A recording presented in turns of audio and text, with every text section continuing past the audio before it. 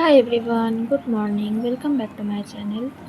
তো আমি এখানে ঘুম থেকে উঠে এক গ্লাস ফার্স্টে জল খেয়ে নিচ্ছি। দেন আমি এখানে দুটো বিস্কুট আর এক কাপ চা।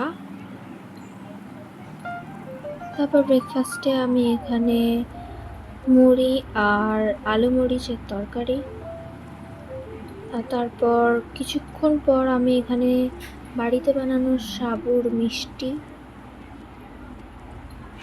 তারপর আমি এখানে এক কাপ গ্লুকন-ডি গুলে নিয়েছি।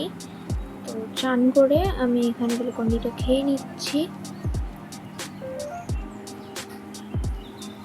তারপর এখানে দুপুরে ছিল ভাত, এঁচোড় আলুর তরকারি আর চিকেন।